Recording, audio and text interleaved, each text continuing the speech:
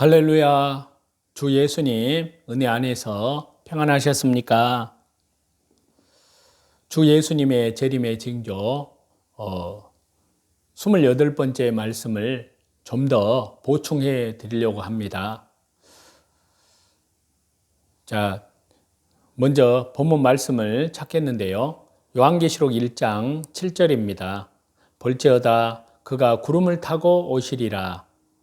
각 사람의 눈이 그를 보겠고 그를 찌른 자들도 볼 것이요 땅에 있는 모든 족속이 그로 말미암아 애곡하리니 그러하리라. 아멘. 이제 요한계시록의 애곡과 연결된다는 말씀인데요. 주 예수님께서 다시 오실 때는 모든 사람이 볼 수 있도록 오십니다. 각인의 눈이 그를 본다는 것은요. 그 말씀이 그것인데요. 심지어 예수님을 찌른 자들도 본다고 기록을 합니다. 물론 찌르는 자들은 로마 병정입니다. 그런데 마지막 때까지 로마 병정이 살아있지는 않습니다. 그렇기 때문에 본문은요, 로마 병정같이 주 예수님을 핍박한 자들을 일컬는다고 할 수 있는데요. 예수님을 핍박한 자는 곧 교회를 핍박한 음료, 종교다원주의, WCC, WEA, NCCK 이런 음료 종교다원주의, 적그리스도, 거짓 선지자들입니다. 바로 그처럼 교회를 핍박한 자들이 주 예수님의 재림으로 말미암아 애곡하게 됩니다. 여기에서 애곡하리니로 번역된 헬라어 원문의 표현을 보니까요. 앞에서 말씀드렸던 마태복음 24장 30절에서 말씀드렸던 내용인데요. 그동안 저지른 죄악과 하나님의 심판, 창조주 하나님의 신적인 분노와 공의의 형벌이 쏟아지는 시점에 감히 전능자 하나님의 교회를 핍박한 자가 얼마나 비참한 모습이 될지는 상상하기조차 어렵다는 말씀입니다. 그 상황에서요, 그들이 행할 일은 처참하게 울부짖고 시르, 낙담, 절망, 극한 고통, 그 고통 앞에 울고 또 울부짖을 따름입니다. 대환란 후에 징조의 크게 네 번째는요, 천사들이 나팔소리로 택한 자를 모은다는 것입니다. 자, 그 말씀을 보시겠는데요. 신약성경 마태복음 24장 31절입니다. 그가 큰 나팔소리와 함께 천사들을 보내리니 그들이 그의 택하신 자들을 하늘 이 끝에서 저 끝까지 사방에서 모으리라. 주 예수님의 재림, 종말의 마지막 징조는요, 큰 나팔소리와 함께 천사들을 보내서 참 성도들을 모든 곳에서 모으는 것입니다. 큰 나팔소리라고 했기 때문에요, 전 우주가 하나님의 나팔소리를 들을 것입니다. 나팔소리가 울려 퍼지고 파송된 천사들이 택하신 자들을 이 끝에서 저 끝까지 사방에서 모읍니다. 그리고 택한 백성들을 모으는 것은요, 불택정자들을, 즉 구원받지 못한 자들, 끝까지 회개치 않는 자들을 따로 모은다는 의미도 함축되어 있습니다. 자, 마태복음 3장 12절을 보겠는데요. 손에 키를 들고 자기의 타작마당을 정하게 하사 알곡은 모아 곳간에 들이고 쭉정이는 꺼지지 않는 불에 태우시리라. 천사들을 보내서 택한 백성들, 이들을 모으는 것은요, 하나의 암시가 담겨 있는데요. 천사가 택한 백성들을 모은다는 말은요, 다른 한편으로는 가라지, 즉 불택정자들, 그러니까 구원받지 못한 자들, 끝까지 해결치 않는 자들, 이들을 따로 또 모은다는 의미가 있습니다. 주 예수님께서는요, 농사 비유를 통해서 가라지는 먼저 단으로 묶고 알곡은 나중에 곡간에 모으실 것이라고 하셨는데요. 가라지가 먼저입니다. 지금이 그때입니다. 알곡은 주 예수님 재림 때 모아서요, 곡간에 들이신다고 말씀하셨습니다. 지금은 가라지가 판을 치는 세상인데요. 사실 알곡과 가라지가 함께 있으면 가라지가 더 잘 크고 더 깊이 뿌리를 내리게 됩니다. 그렇기 때문에요, 종교 다원주의자들, WCC, WEA, NCCK, 또 혼합주의자들이 저 난립니다. 예수님 외에도 구원이 있다고 떠들어대는 자들이 지금 이 시대에 주류 행세를 하고 있습니다. 또 예수님만이 구주라고 믿고 그렇게 가르치는 자들을 향하여는요, 편협하고 시대에 뒤떨어진 자들이라고, 아집과 독선으로 가득한 자들이라고 매도를 합니다. 그렇지만요, 우리는 그들의 비난과 악의에 찬 왜곡된 말에 좌지우지 되어서는 결코 안 됩니다. 오직 진리만을, 오직 진리의 말씀만을 따르고요, 다시 재림하실 주 예수님만을 고대하고 끝까지 믿음을 지켜야 합니다. 그날 곧 주 예수님의 재림의 때가 이르면요, 누가 과연 옳았는지, 진리가 무엇인지가, 참된 생명이 무엇인지를 명약관화하게, 좀 더 쉬운 말로 공중의 태양을 쳐다보듯이 확실하게 드러나게 됩니다. 천사들은 이 일의 증인이 되어서요, 구원받은 성도들을 따로 구별하게 됩니다. 요한계시록에서도요, 천사가 땅의 곡식을 거둘 것을 주 예수님께 간구하는 내용이 나옵니다. 자, 요한계시록 14장 15절과 16절인데요.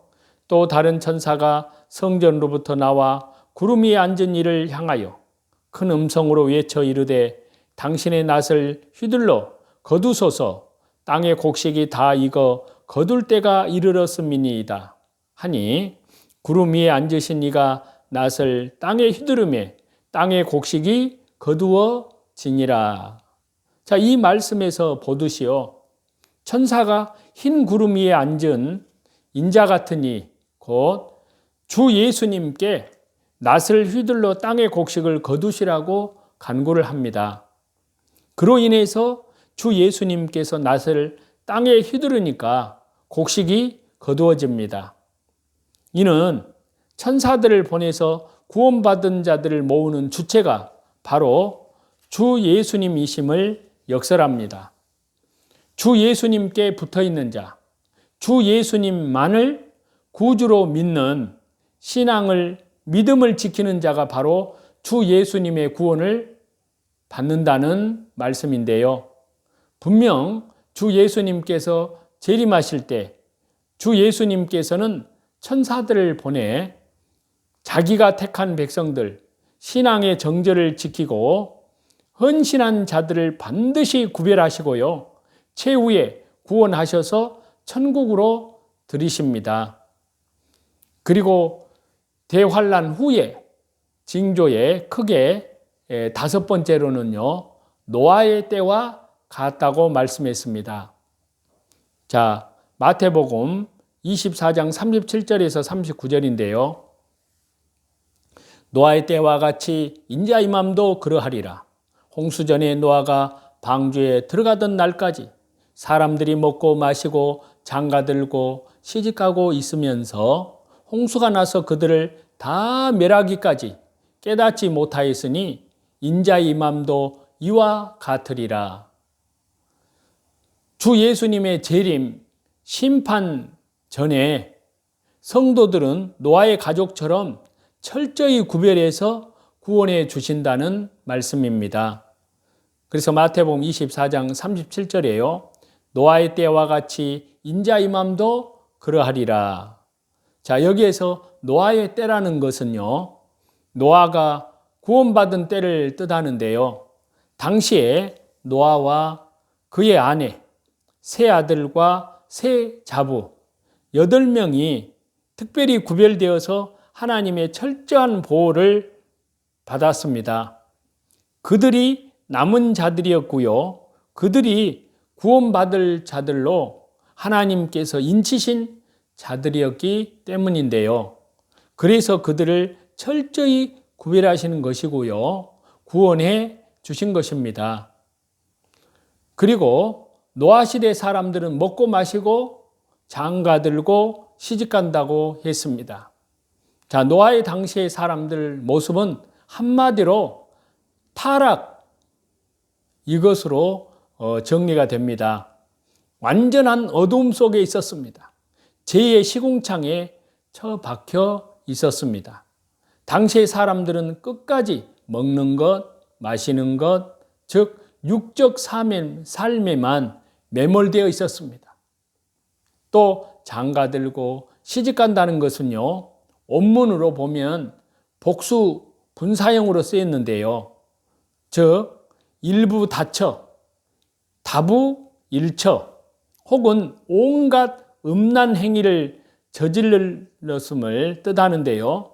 이는 다른 한편으로는 사람들이 오직 주 예수님의 신앙을 저버리고 영적인 간음, 즉 종교다원주의, WCC, WEA, NCCK, 또 혼합주의에 매몰되어 있음을 뜻하는데요. 이러한 타락으로 인해서 심판이 임하게 됩니다. 대환란 후에 징조들 가운데 크게 6번째는요. 밭가는 자들, 맷돌질하는 두 여자의 분리되어 하나는 데려감을, 하나는 버려둠을 당한다고 말씀했습니다. 자, 신약성경 마태복음 24장 40절에서 41절인데요. 그때 두 사람이 밭에 있음에 한 사람은 데려감을 당하고 한 사람은 버려둠을 당할 것이요. 두 여자가 맷돌질을 하고 있으며 한 사람은 데려감을 당하고 한 사람은 버려둠을 당할 것이니라. 노아와 그의 가족들처럼 남은 자들, 하나님께서 구원하시는 자들이 있습니다. 바로 그들이 데려감을 당하는 자들입니다. 밭에 있는 것, 맷돌질하는 것은요, 세상에서의 삶을 사는 것을 뜻하는데요. 겉으로 보면 다를 게 없습니다. 그렇지만요, 구원받는 자들, 데려감을 당하는 자들은 참 성도들, 참 교회들입니다.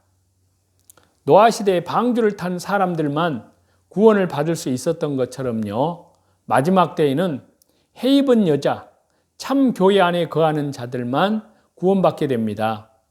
방주 안과 방주 밖이 분리되었듯이요, 종말에도 주 예수님 재림 종말 때에도요, 교회 안과 교회 밖은 철저하게 분리됩니다. 그리고 분리의 이 목적은요, 택한 백성들을 구원하시는 데 있고요, 다른 한편으로 멸망당할 자들을 심판하시기 위함입니다. 이후에 하나는 구원, 또 한 사람은 심판, 또 한 사람은 휴거됨, 또 한 사람은 내버려둠을 당합니다. 자, 대환란 후의 징조 크게 7번째요. 악한 종이 형벌을 받는다고 말씀했습니다. 자, 신약성경 마태복음 24장 48절에서 51절인데요. 만일 그 악한 종이 마음에 생각하기를 주인이 더디 오리라 하여 동무들을 때리며 술친구들과 더불어 먹고 마시게 되면 생각하지 않은 날, 알지 못하는 시간에 그 종의 주인이 이르러 엄히 때리고 외식하는 자가 받는 벌에 처하리니 거기서 슬피 울며 이를 갈리라. 자, 악한 종으로 단죄된 자들은요, 주 예수님 재림 때 심판을 받습니다. 자, 이 말씀에서 악한 종들은 마음에 생각하고 주인이 더디오리라고 하면서요, 동물을 때리며 술 친구들과 더불어 먹고 마신다고 기록합니다. 마음에 생각하는 모습은요, 진리와 무관하다는 의미인데요. 또 주인이 더디오리라는 예수님의 재림을 고대하지 않음을 의미하는데요. 동물을 때리며 이것은 참 종들을 핍박한다는 의미인데요. 술 친구들과 더불어 먹고 마신다는 일면 세상 향락에 취한 방탕한 모습이고요. 다른 한편으로는 비진리에 취한 모습이라고 할 수 있습니다. 이 때문에요, 이들은 악한 종들이라고 단죄되는 것인데요. 그들의 최후는 주 예수님의 재림 심판으로 규결이 됩니다. 그래서 마태복음 24장 본문에서요, 엄히 때리고, 이 말씀은 원문상 둘로 자르다, 능지 처참하다, 그런 의미를 지닌데요. 이는 지옥 형벌, 사망에 이르는 끔찍한 형벌을 뜻하고요. 슬피 울며 이를 간다는 말씀은요, 복음서 곳곳에서 지옥 형벌과 연관되어 사용되었습니다. 자, 그 말씀들을 보시면요, 신약성경 마태복음 22장 13절인데요. 임금이 사람들에게 말하되 그 손발을 묶어 바깥 어두운 데 내 던지라. 거기서 슬피 울며 이를 갈게 되리라 하니라. 또 마태복음 25장 30절에도 있는데요. 이 무익한 종을 바깥 어두운 데로 내쫓으라. 거기서 슬피 울며 이를 갈리라 하니라. 또 누가복음 13장 28절인데요. 너희가 아브라함과 이삭과 야곱과 모든 선지자는 하나님 나라에 있고 오직 너희는 밖에 쫓겨난 것을 볼 때에 거기서 슬피 울며 이를 갈리라. 자, 이 말씀들은요, 주 예수님 재림 종말, 재림 심판 때 지옥에서 멸망받을 자들의 모습을 이렇게 표현해서 말씀하고 있는데요. 즉, 악한 종들은 이처럼 최후의 심판을 받아서 영원한 절망, 처절한 고통과 후회 속에서 처하게 됩니다. 그리고 요한계시록은 짐승과 거짓 선지자가 잡혀서 산채로 유황불 붙는 못에 던져진다고 말씀하십니다. 자, 요한계시록 19장 20절인데요. 짐승이 잡히고 그 앞에서 표적을 행하던 거짓 선지자도 함께 잡혔으니 이는 짐승의 표를 받고 그의 우상에게 경배하던 자들을 표적으로 미혹하던 자라. 이 둘이 산채로 유황불 붙는 못에 던져지고, 또 요한계시록 20장 10절인데요. 또 그들을 미혹하는 마귀가 불과 유황못에 던져지니 거기는 그 짐승과 거짓 선지자도 있어서 세세토록 밤낮 괴로움을 받으리라. 최후에 주 예수님의 재림 때에 즉결 심판을 받아서 산채로 유황불못에 던져지는 짐승 적그리스도와 거짓 선지자는 곧 악한 종을 뜻합니다. 그들은 진리를 파괴하는 자들이고요. 또 주 예수님의 신앙을 저버리는 자들입니다. 마귀 사단의 역군으로요, 적그리스도는 마귀와 더불어서 불과 유황못에 던져지는 심판을 당합니다. 악한 종, 짐승, 적그리스도, 거짓 선지자의 결국은 완전한 멸망입니다. 이렇게 환난 후에 이루어질 일들을 그 내용들의 전모를 말씀을 드렸는데요. 그러면 저와 여러분은 어찌해야 될까요? 그래서 마태복음 24장 44절에는요. 이러므로 너희도 예비하고 있으라. 생각지 않은 때에 인자가 오리라 라고 말씀을 했습니다. 또 뿐만 아니라 누가복음 12장 35절과 36절에는요. 허리에 띠를 띠고 등불을 켜고 서 있으라. 너희는 마치 그 주인이 혼인집에서 돌아와 문을 두드리면 곧 열어주려고 기다리는 사람과 같이 되라 하셨습니다. 그런데 여기에서요. 한 가지 저와 여러분이 조심해야 될 것이 있는데요. 비밀한 일에 대한 지나친 탐구욕은요. 파멸을 초래할 수 있다는 것입니다. 자, 사도 바울은 데살로니가 전서 5장 1절에서요. 주 예수님의 재림의 때와 시기가 구체적으로 언제인가 하는 문제에 대해서 더 이상 언급하는 것을 원하지 않았습니다. 그것은요. 근본적으로 하나님의 고난이기 때문에 성도의 알 바가 아니기 때문에 그랬습니다. 그럼에도 불구하고요. 역사를 통해 살펴보면은요. 실로 많은 사람들이 주님의 재림이 일어날 년, 월, 일, 시를 확정적으로 발표함으로써요. 지대한 혼란을 초래하였습니다. 안타깝게도 지금 이 시간에도 그러한 유혹에 넘어가는 사람들이 있습니다. 그것은 근본적으로 비밀한 일에 대한 지나친 지적 욕구 때문에 나타나는 현상인데요. 무절제하고 부질없는 호기심이나 지적인 욕구가 그처럼 인간에게 혼란과 파멸을 초래하기에 이른 것인데요. 사실 삶에 대한 욕구는요. 인간의 근본, 성정 중 하나라고 할 수 있습니다. 미지의 것에 대한 인간의 탐구 욕구는요. 끊임없이 펼쳐져 왔고요. 그 끝을 가늠할 수 없을 정도입니다. 그래서요.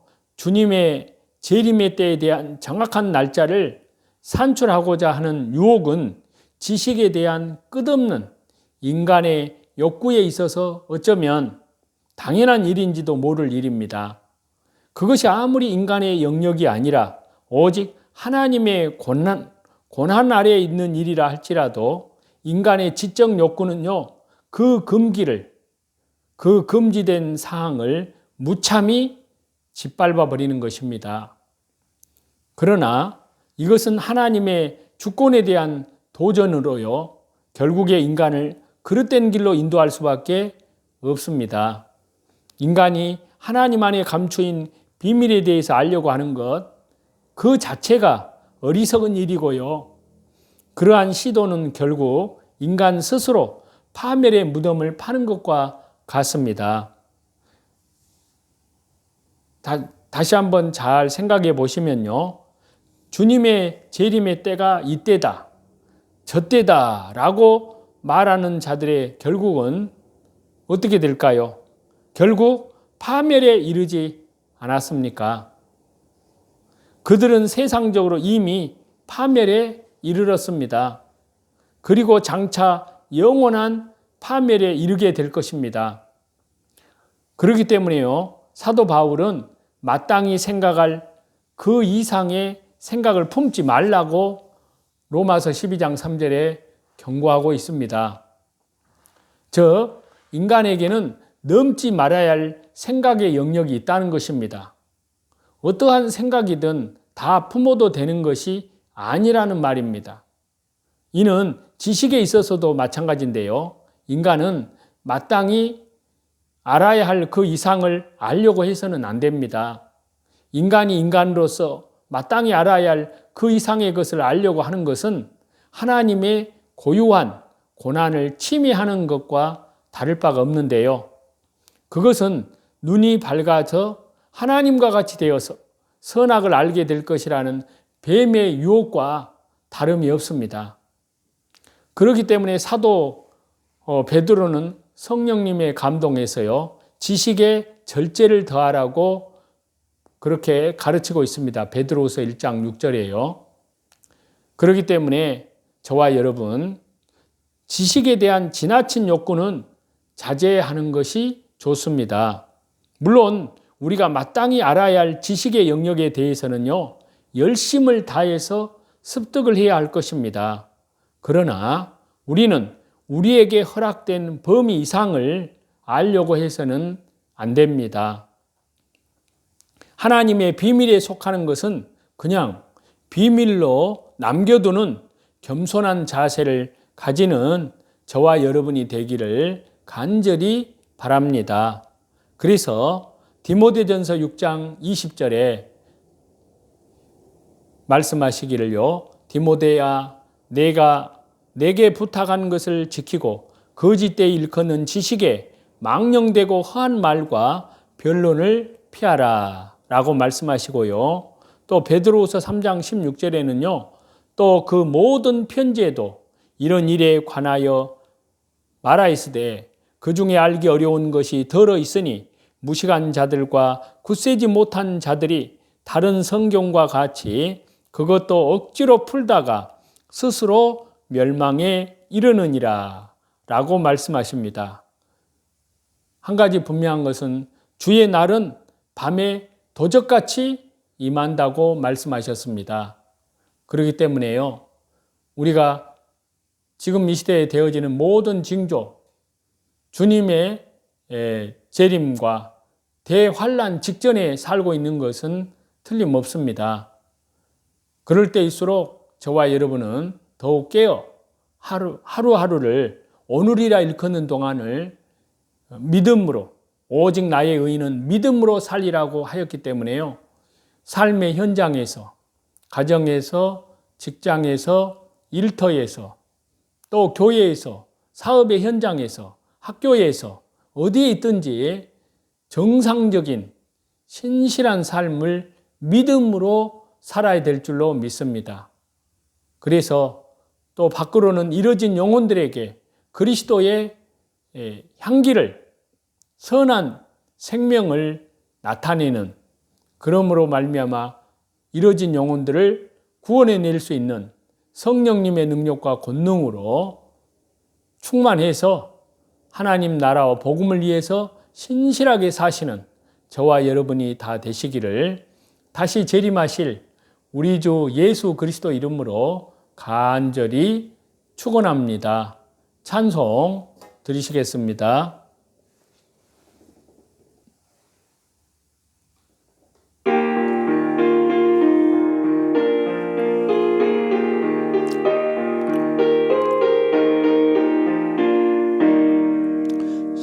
신랑 되신 예수님께서 다시 오실 때 밝은 등불 들고 나갈 준비됐느냐. 그날 밤에 주님 맞을 등불이 준비됐느냐. 예비하라 우리 신랑 예수님 오실 때 밝은 등불 손에 들고 기쁨으로 주를 맞겠네. 주를 나와 맞으라는 소리 들릴 때 기뻐하며 주를 맞이할 수 있느냐. 그날 밤에 주님 맞을 등불이 준비됐느냐.